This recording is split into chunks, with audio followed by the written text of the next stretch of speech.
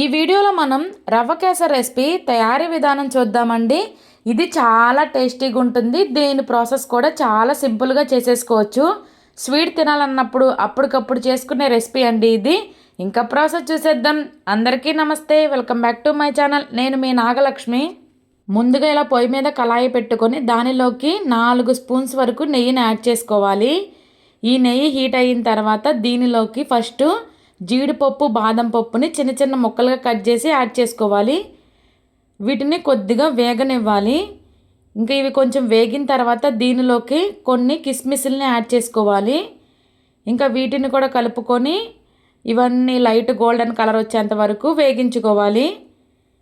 ఇంకా వీడియోలో చూపించిన విధంగా వేగిన తర్వాత వీటిని తీసి పక్కన పెట్టేసుకోవాలి.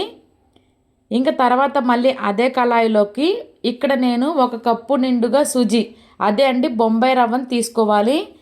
ఇంకా ఈ నేతిలోనే దీనిని లైట్ గోల్డెన్ కలర్ వచ్చేంత వరకు వేగించుకోవాలి.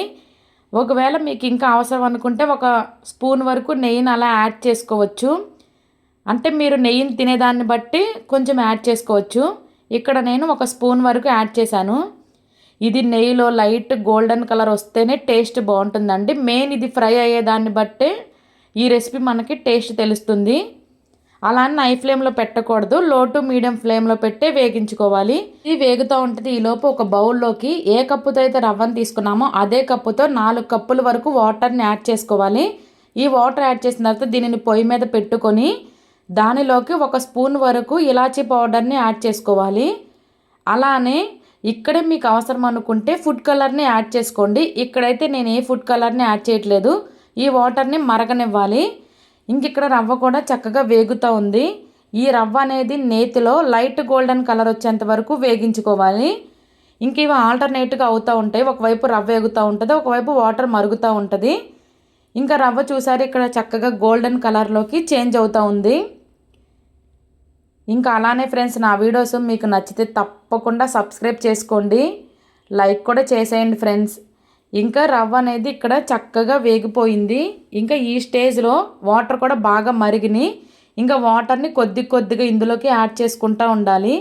ఇక్కడ రవ్వ అయితే ఏమీ గడ్డలు కట్టదు, ఎందుకంటే మనం వాటర్ని మరిగించాము, రవ్వను కూడా వేగించాం కాబట్టి మనం వాటర్ని ఒకేసారి యాడ్ చేసుకున్నా ఏమీ గడ్డలు అనేది కట్టవు. ఇక్కడ చూడండి, ఒక్కసారి ఇలా వాటర్ని యాడ్ చేసిన తర్వాత ఒక 1 మినిట్ లోపు ఇలా కలుపుకుంటే చాలు, నీట్గా మొత్తం కలిసిపోతుంది. ఇంకా ఈ విధంగా మొత్తం అంతా కలిసిన తర్వాత ఇంకా వాటర్లో రవ్వ అనేది ఉడికించుకోవాలి.